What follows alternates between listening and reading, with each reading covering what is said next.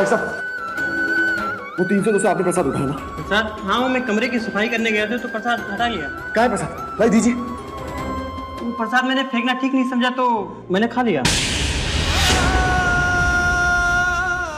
क्या? सॉरी साहब, मुझसे गलती हो गई। मैंने बिना पूछे ही प्रसाद खा लिया।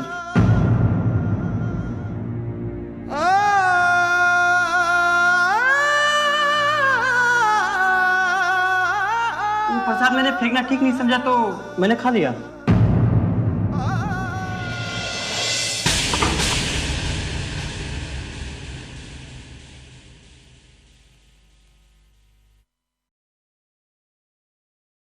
मैं अंदर से खोखली हो चुकी हूँ। कुछ ही दिनों में मैं बस एक सामान बन के रह जाऊंगी जो किसी की मदद के बिना हिल-डुल भी नहीं पाएगी।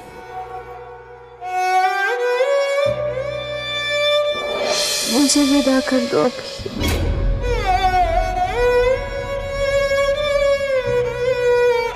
अब कुछ नहीं हो सकता। अब मुझे कोई नहीं रोक सकता अभी।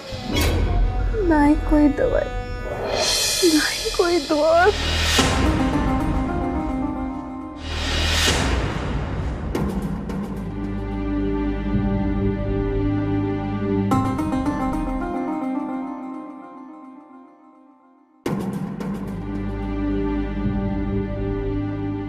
आई am sorry, stem cell transplant fail हो गया।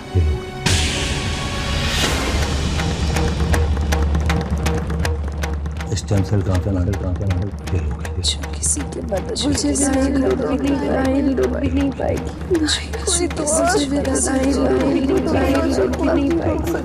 मुझे मैं बस एक सामान बन के रह जाऊंगी। मुझे कर दो, मुझे विदा कर दो, मुझे विदा कर दो। कुछ ही दिनों मुझे बस एक सामान बन के रह जाऊंगी।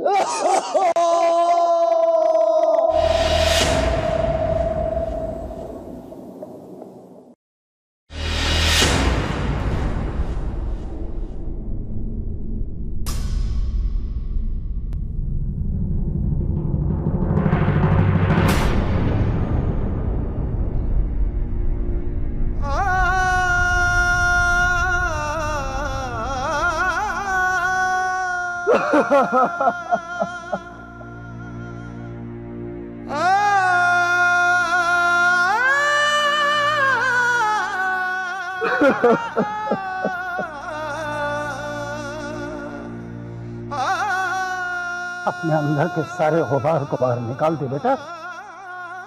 कहीं ऐसा ना हो वो गुबार तेरे अंदर जहर बन जाए।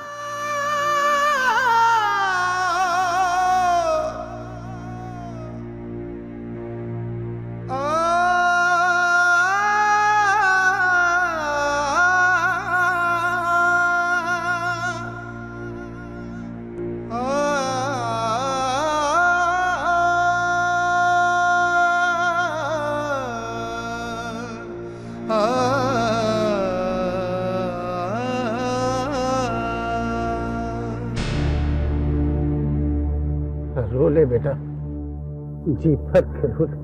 निकाल दे अपने सारे दर्द को बाहर। निकाल दे, नहीं तो ये जहर बन जाएगा बेटा। निकाल दे।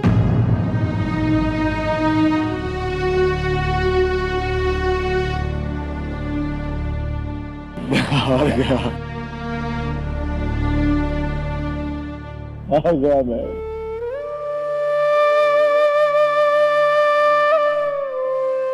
मेरी पत्नी मर रही है और मैं कुछ नहीं कर सकता, कुछ भी नहीं। अरे बेटा, वक्त के आगे किसी का जोर चला है? अच्छा या बुरा वो जो भी देता है हमें स्वीकार करना ही पड़ता है। हाँ, जिंदगी कभी कभी कड़वी हो जाती है, हद से ज्यादा कड़वी, हमारे बर्दाश्त से भी ज्यादा। लेकिन बेटे हमें बर्दाश्त करना ही पड़ता है। इसके अलावा हम रो सकते हैं बेटा, सिर्फ प्रार्थना कर सकते हैं और कुछ नहीं।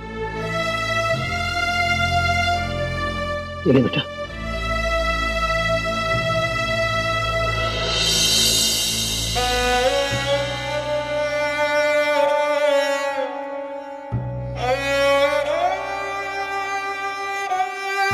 सब कुछ माँ की इच्छा पे छोड़ दे।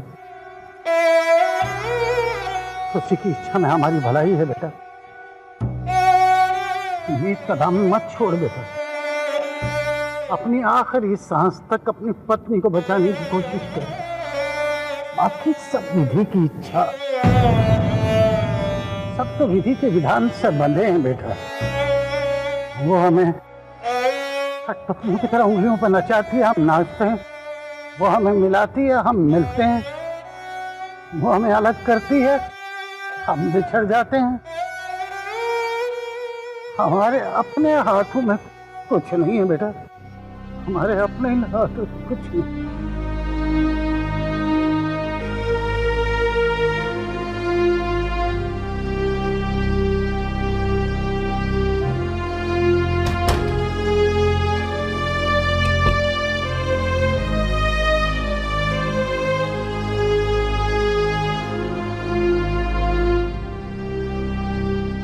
नर्स,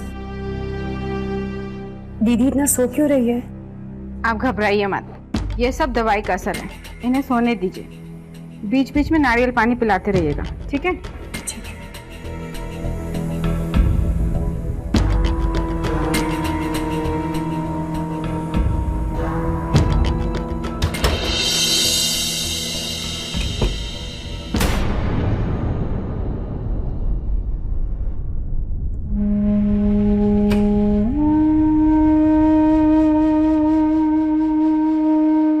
आप दीदी के पास बैठिए, मैं दीदी के लिए नारियल पानी लेके आती हूँ।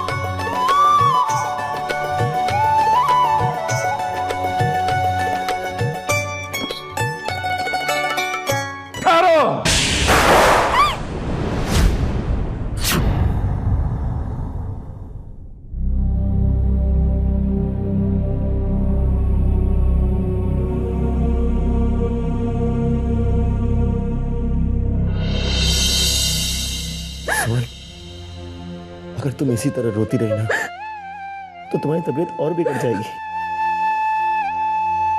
और तुम्हें तो जल्दी ठीक होकर वापस घर भी तो जाना है ना। अभी तुम मेरी एक आखिरी इच्छा पूरी करोगे? मैं अपनी सुन्नी की हर इच्छा पूरी करूंगा। बताओ क्या चाहिए मेरी सुम्मी को? अभी मैं मरने से पहले दुल्हन के रूप में अपने ससुराल से जाकर करना चाहती हूँ।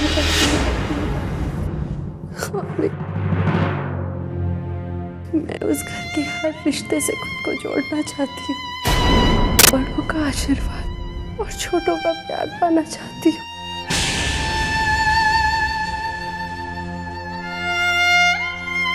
मैंने तुम्हें तुम्हारे परिवार से दूर किया,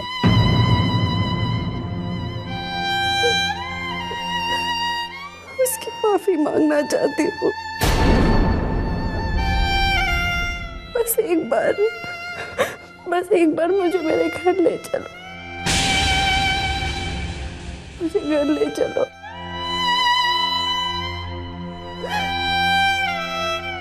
नहीं सुमी, तुम जानती हो ना, पापा कभी नहीं मानेंगे।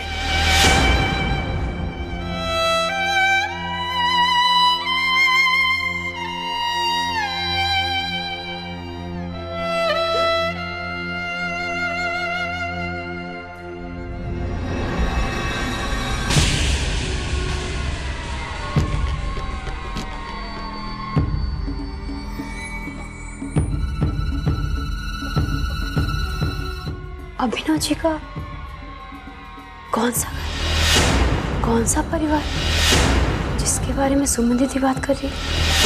और अभिनव जी की ऐसी कौन सी मजबूरी है कि वो सुमन दीदी को वहां नहीं ले जा सकते? दीदी, मैं आपकी इच्छा पूरी करूंगी। मैं आपको आपके ससुराल में सम्मान लौटाऊंगी। मैं आपको दुल्हन बना के आपका उस घर में गृह प्रवेश कराऊंगी। ये बिल्लो का वादा है आपसे। सुमन, तुम्हें जो चाहिए मैं ला दूंगा, लेकिन ये मुझसे नहीं होगा। क्यों नहीं होगा? अभी मेरा भी परिवार है। मैं मानता हूं कि वो तुम्हारा परिवार है,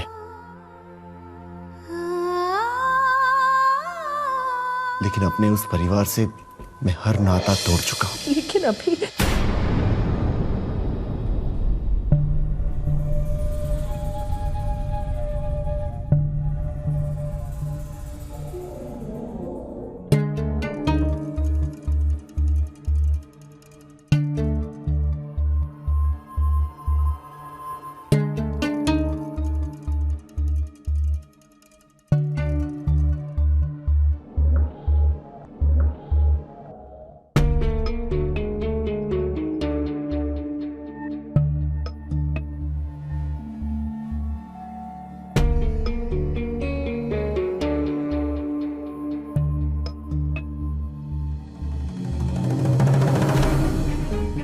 दीदी,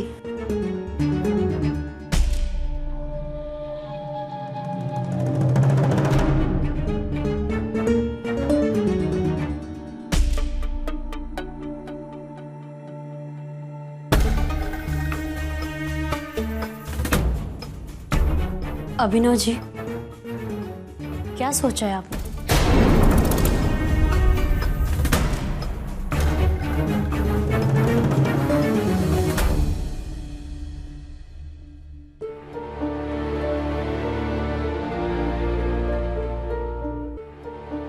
वो कल दीदी की हॉस्पिटल से छुट्टी हो जाएगी ना, फिर कहाँ लेके जाएंगे उन्हें?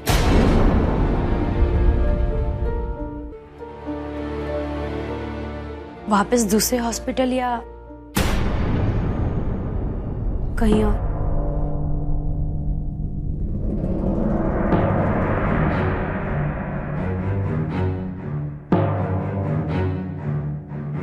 क्यों ना हम दीदी को हरिद्वार ले जाएं? हरिद्वार? हाँ, वहाँ आश्रम में दीदी का हम आयुर्वेदिक इलाज नहीं जाने वाली। या तो मैं यहीं मर जाऊंगी या मैं अपने ससुराल जाऊंगी।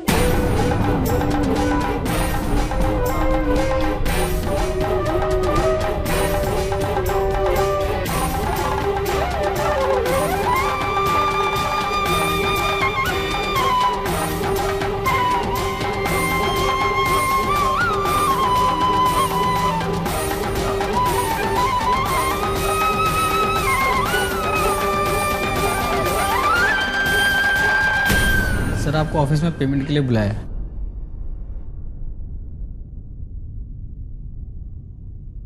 मैं अभी आया।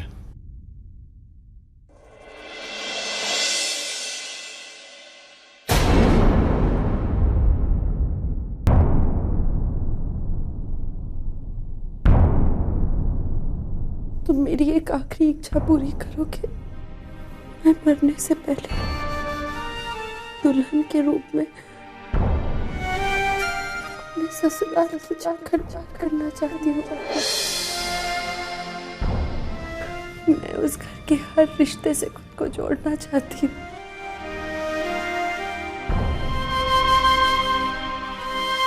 वहाँ आश्रम में दीदी का हम आयुर्वेदिक इलाज नहीं जाने वाली। या तो मैं यहीं मर जाऊंगी या मैं अपने ससुराल जाऊंगी।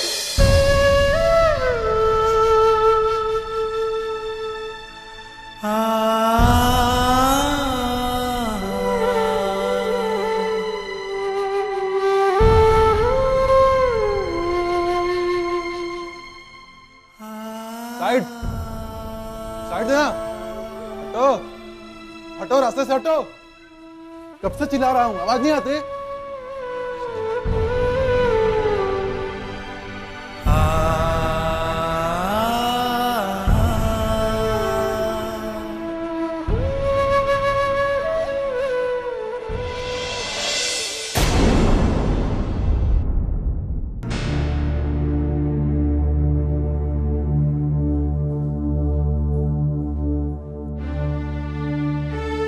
सिस्टर,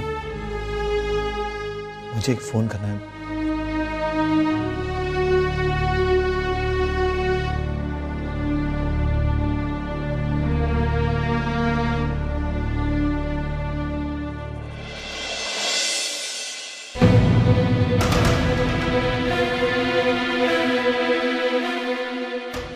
नीच के लिए मेरे घर में कोई जगह नहीं है। इसके अपवित्र कदम मेरे घर की चौखट को कभी नहीं लांघ सकते। इसने मेरी मर्जी के खिलाफ मेरे बेटे को अपना पति तो जरूर बना लिया, लेकिन ये मेरी बहू कभी नहीं बन सकती।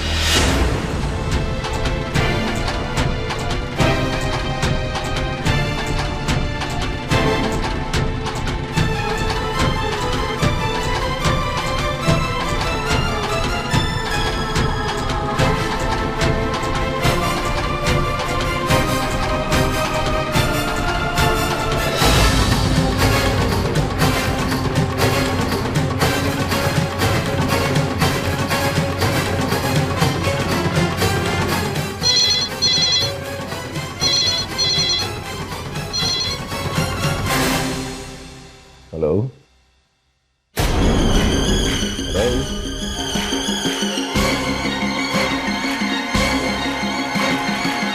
Hello hello.